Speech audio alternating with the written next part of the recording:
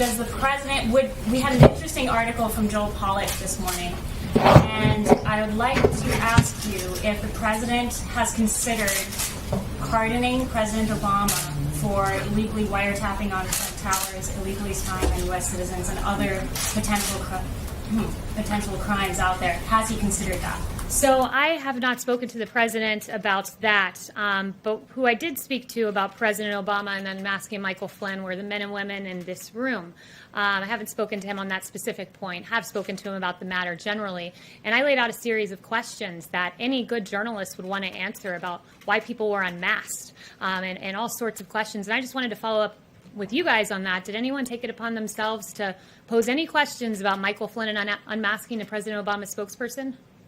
Oh, not a single journalist has posed that question. But okay. Michael Flynn's name wasn't so matched. I would like Kelly. to lay out a series of questions, and perhaps if I write them out in a slide format, maybe we're visual learners, and you guys will follow up with journalistic curiosity. So number one, why did the Obama administration use opposition research funded by a political organization and filled with foreign dirt to surveil members of the Trump campaign?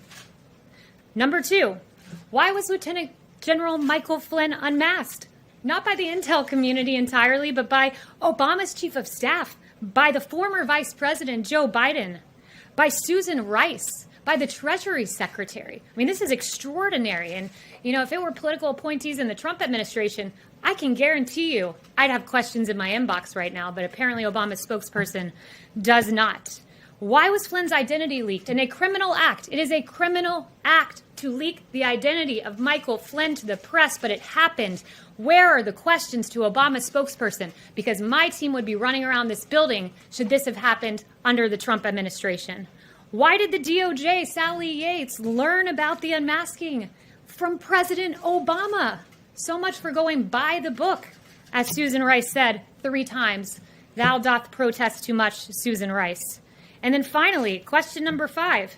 Why did James Clapper, John Brennan, Samantha Power, and Susan Rice privately admit under oath they had no evidence of collusion while saying the opposite publicly? It's a long weekend. You guys have 3 days to follow up on those questions, and I certainly hope the next time I ask, some hands go up, because Obama's spokesperson should be asked those questions, because President Trump's spokespeople certainly would be. The president suggested that people should be jailed for what he said earlier in the week was a very obvious crime.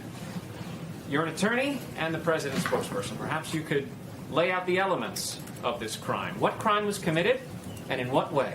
I assume you're referring to the Obama administration and the unmasking and... The president calls Obamagate. What is it? What are the elements of that crime? Yeah, I'm really glad you asked, because there hasn't been a lot of journalistic curiosity on this front, and I'm very glad that you asked this question. Look, there were a number of questions raised by the actions of the Obama administration. The Steele dossier, funded by the Democratic National Committee, the opposition political party to the president, was used to attain FISA warrants to listen in on conversations of people within the Trump campaign.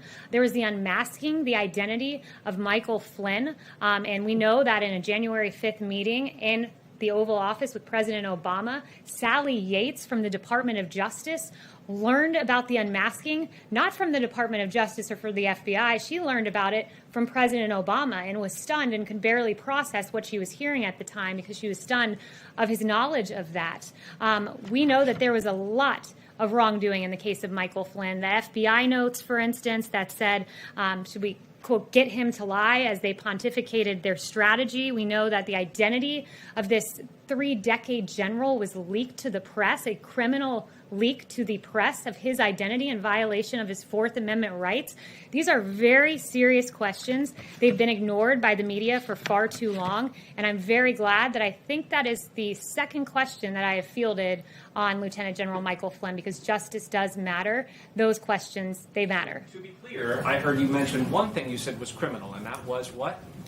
The one thing that I've said that was criminal? Right. The leaking of his name and the very real questions that have been raised. But if you want to start talking about wrongdoing in the administration, happy to go through Andy McCabe leaking to the Wall Street Journal and then lying about it. Happy to talk about James Clapper lying before Congress, saying the NSA does not monitor phone calls. That was an inaccuracy, to say the least, if not a lie. And John Brennan telling Congress that the bogus Steele dossier played no role in the Russia probe, when in fact we know it did and was the basis of attaining FISA warrants. So there's a lot of mistruths there that were said, many of them under oath. So I would point you to those and the many other real questions that I hope you all will pursue. So the president's view that those people should be jailed, the people you just mentioned? I never said that. Those are your words, not mine. But perhaps you should look into it and get me some answers. That is, after all, the job.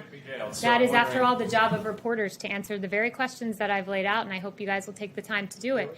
And I also find it interesting, if we want to start talking about fabrication of crimes, we can litigate that case pretty publicly with James Clapper, who said what President Trump did with Russia that Watergate paled in comparison. We can talk about Eric Swalwell lying and saying President Trump was working on behalf of the Russians. We can talk about Hakeem Jeffries lying and saying the president was a Russian asset. We can talk about Schiff saying there was ample evidence of collusion in plain sight when in fact there was not. We can talk about Mark Warner saying there's enormous amounts of evidence of collusion. We can talk about a CNN historian who said there was a smell of treason in the Trump-Russia probe when in fact for 3 years you all talked about collusion and there was none. And it was a huge injustice, not just to this administration, but to the American people who deserve truth, not the alleging of absolutely false allegations against this president. Absolutely. This president will always put America first. He will always protect American citizens. We will not see diseases like the coronavirus come here. That's Tomi Lahren. Kayleigh McEnany, the Trump administration's fourth press secretary in nearly 4 years. She's one of the youngest people to ever hold the position. So how'd she get here? Who is Kayleigh McEnany? I'm PJ Evans, the writer of this show, and this is the story of Trump's new mouthpiece, who just had her first press conference moments ago. I will never lie to you. You have my word on that. McEnany was born in Tampa, Florida, where she attended the private Catholic preparatory school Academy of the Holy Names, which today has a tuition of over $18,000. From there, she attended Georgetown University, where she interned for the George W. Bush administration. After, she worked on renowned bassist Mike Huckabee's TV show as a producer.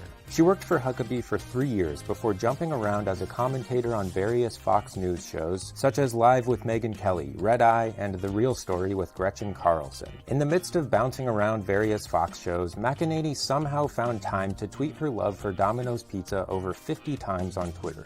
A few notable ones. Fun fact, Domino's is way better than any NYC pizza. And you know when I feel most alive? When that Domino's tracker comes on. It's unclear if she was a paid shill for these tweets or just has an unbounded love of fast food. Either way, McEnany took a break from her obsession with Domino's and Fox News to further her education. She went to University of Miami's law school, where she was in the top 1% of her class, and then transferred to Harvard Law, where she graduated with a JD in 2016.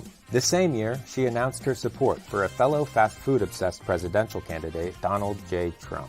After graduating from one of the nation's elite Ivy schools, McEnany made a name for herself at CNN as a fiery pro-Trump commentator. McEnany was a loud speck of red in a sea of blue. I don't think he was condoning sexual assault. He said he starts to kiss a woman and then they let him do X, Y, or Z. That implies consent, first of all. I don't think he was advocating sexual assault. How does that imply consent? You might think he's gone around assaulting women. I don't think that's the case. She has been preening her red state credentials for some time. In 2012, she amplified Trump's bigoted birther conspiracy, which asserted that Obama, the nation's first black president, was born in Kenya. McEnany tweeted, quote, "How I met your brother. Never mind. Forgot he's still in that hut in Kenya. Hashtag Obama TV shows." Political commentators, we have a duty and an obligation, Van, to correct mistruths and falsehoods. On August 5th, 2017, McEnany abruptly left her post at CNN. The next day, she popped up as a host on Real News Update, a pro-Trump webcast, where she would be totally free from being challenged by people like Van Jones. Hey everybody, I'm Kayleigh McEnany. Thank you for joining us as we provide you the news of the week from Trump Tower here in New York. The same month, the Republican National Committee named McEnany a national spokesperson. In a GOP press release, she said, in part, quote, "I am excited to be joining the RNC at such an important and historic time in our country." But it wasn't long before CNN had McEnany back on the air to get a Republican insider's viewpoint on the facts. Kayleigh McEnany, do you believe this president has ever lied to the American people? I don't believe the president has lied. As of January 20th, 2020, a Washington Post analysis found Trump had made 16,241 false or misleading claims. Also, water is wet and the sky is blue. Anywho, Mcenany's unwavering support for the nation's first former game show host and accused rapist turned president, Donald J. Trump, finally paid off in April of 2020. She was hired to replace Stephanie Grisham, famous for never holding a press conference in her 9 months on the job, as the new White House press secretary. If Mcenany's stint in the White House will be anything like her television persona, she'll be there for the long haul, aka another 20 years, blindly defending Trump to the masses every single day, but only on state TV, or Fox News. Hey, Kayla, are you going to be doing press conferences? Your predecessor didn't do the press conferences. Will you be doing them as time goes on? We move into this post-COVID world, we hope. Hey, I gaggle with the press, almost every day. And look, that's up to the president. But right now, the American people are hearing directly from President Trump. And there's no better messenger than the president of the United States. Hey, thanks for watching Who Is. Did you know we have a podcast now, too? On Who Is, the podcast, I'll dive deep into the fascinating lives of the people who run things, whose decisions impact every aspect of our lives. How did they get where they are today? And knowing that, what might they do next? From politicians to the ultra-rich, to military contractors and monarchs and media moguls, I'll introduce you to the reporters and experts who know these real-life world molders best. Sharp-eyed observers and confidants who observe our subjects as they make the decisions that define our everyday lives. To see more, hit the link or search Who Is on the iHeartRadio app or wherever you get your podcasts.